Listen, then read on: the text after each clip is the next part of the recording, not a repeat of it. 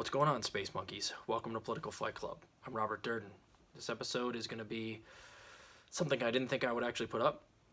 Still backing away from YouTube, but this is too important for me not to put up on YouTube. So tomorrow is October 8th. We need to do our Hands Off Assange event, and this is extremely important, obviously. And basically what's happening is we're surrounding Parliament in the UK, and in the United States, they're going to DC to march and do similarly. And it's on Pennsylvania Avenue. I will put a link to all that below. And thanks again to all of the activists.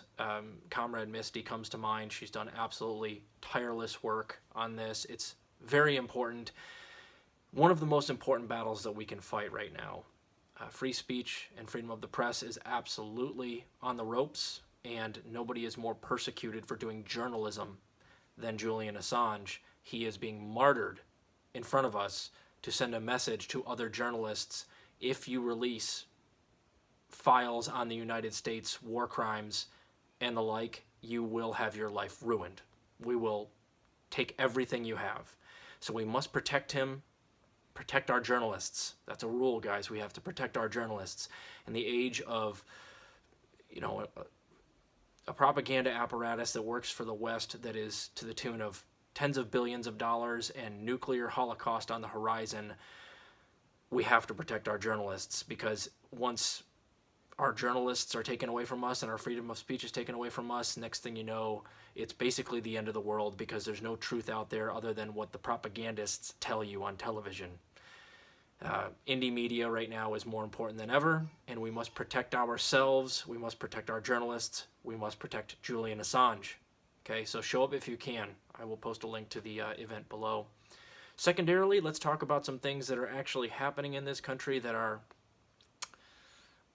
cartoonish and nightmarish, and that's the 5 that I've picked. I've got a list of 5 things that are actually happening right now that are, again, stranger than fiction, but this is how our nightmare cartoon reality operates, particularly in the United States. So number 5 is the DNC changed its bylaws last week. This was reported by The Intercept, and then Lee Camp did a video as well.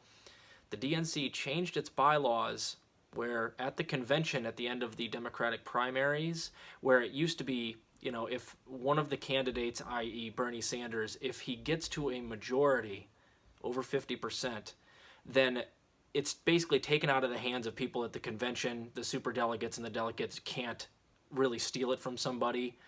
But if you get a plurality only, meaning you win the primaries but you don't have over 50%, then it can basically be stolen from you at the convention by the delegates and the superdelegates, which are thousands of people who are basically just like rich neoliberals that are very powerful that go to the convention. The DNC changed its bylaws. Now, it is no longer in the hands of those thousands of people at the DNC convention. It's in the hands of less than 500 people at the national committee level. So basically, they took away even the option of you going to the convention and losing, because these thousands of fairly rich neoliberals say that you can't be the winner and they can pick somebody else to be the Democratic nominee. Now, less than 500 people are the people that actually decide who the Democratic nominee is at the convention, because their bylaws have changed. So there is no more democracy within the Democratic Party. And, this is one of those things where it's like, if you still think Bernie is going to run again, even if he has a very, very strong showing, like much greater than he did in 2020, he still won't have the numbers that he needs to win. And even if he wins big, but if he doesn't get the majority, he's immediately going to have it stolen from him at the convention, which means that it's basically literally impossible for any progressive to run through the Democratic Party and win the primaries, even if they actually win the primaries. So that's depressing. Not really anything funny about it. It is, of course, somewhat satirical, because it's like, yeah, that's exactly what we would expect from the Democratic Party, isn't it? So anybody that still tells you that anybody can run through the Democratic Party as a progressive and win the presidency is 100% full of shit. So number 4, it looks like the Nord Stream 2 pipeline was likely, allegedly, sabotaged by the US or NATO powers. And what basically is happening is that's the pipeline where Russia sends all the oil to Germany. And Germany, it seems, was in some political turmoil because their gas prices are so high that their populace was like protesting like crazy. They're very, very angry with their government. So it seems that the Germans were thinking of maybe buddying up to Russia again to get those pipelines turned back on. And NATO can't have that. They're looking to exert way too much pressure in Western Europe right now and basically get all of the Western European NATO allied countries to become slaves to the United States for their energy purposes, from getting energy from the United States and its allies. So basically they destroyed the pipeline to make sure that Germany had no choice. They basically were not allowed to buddy up with the Russians to get those gas prices down for their population. But what ended up happening that's really funny is that whoever sabotaged those pipelines missed one. They didn't sabotage all of them. The one that Germany turned off right before all of this started is still functional.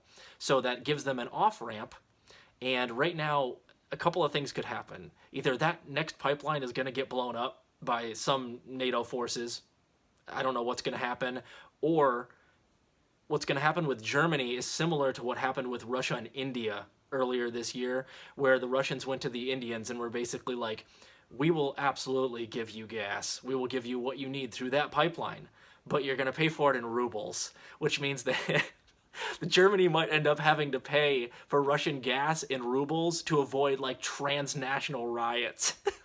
Which, of course, I'm not laughing at these people. I don't want anything to happen to them. But it's like the United States, I saw a funny tweet that kind of summed it up perfectly. If we knew for a fact that the United States sabotaged those two pipelines, they basically just committed a terror act against Germany. And right now, the German people want to get gas any way they can. They're not going to pay those prices, and they don't want to freeze this winter. So you're going to see uprising in Germany if they don't start getting gas through that missed pipeline from Russia. And the United States, they can't have that. So it's going to be Germany's between a rock and a hard place. It's going to be interesting to see how things play out. But either the Germans are basically going to have to start doing whatever the Russians say to get the gas that they need through that pipeline, or the United States is going to take out that other off-ramp, that other pipeline. So not at all funny, but horrifying, and of course not at all surprising on the part of what NATO is doing, of course. Number 3 is we've sent now over $80 billion to Ukraine, and including a recent package which was in the tens of billions, and 625 million of that was just weapons. So $625 million is enough to fix all of the pipes in Flint. So priorities, right? Number 2 is that Biden has now officially pardoned nonviolent drug offenders, but if you actually read into the details of it, he is pardoning people for simple possession that are federally serving time, which has, it's like 6,000 people total, and it's like high level like drug dealers who are already released, because there's not actually technically any of them actually still in prison. They're all basically, this just expunges their record so that when they go to apply for employment or housing, that they don't have to check the felony box. That's all that this does. But of course, they worded it in such a way where people, the shit libs and the boutique lefties are running with this like he actually pardoned I think there's over 400,000 nonviolent drug offenders who are actually in prison. He pardoned 0 people that were actually in prison and only 6,500 people total. And it's basically just to help them get housing and to get them, they don't have to fill out that they have a felony on their record when they apply for a job. So, again, quintessential Biden. This is literally the least he can do. But they sure are doing a victory lap over it like he actually did something on the boutique left circles right now. Holy shit.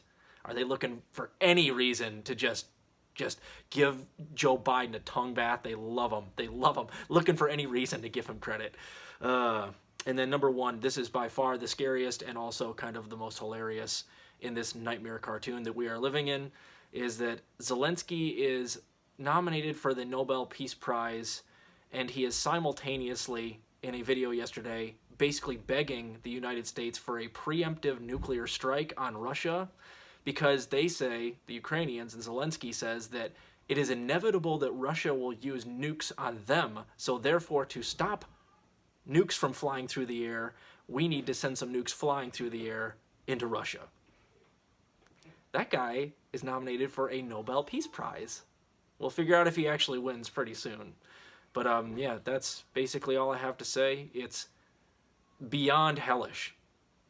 The whole world is in chaos right now, and in the United States, it is a bad cartoon. It truly is. So again, please go to the Hands Off Assange event if you can. I'm going to go back to just doing the book club on YouTube after this, and I will be back from my sort of hiatus from content creation here pretty soon. So just been busy lately. Keep fighting that good fight out there, guys. I'll see you out there.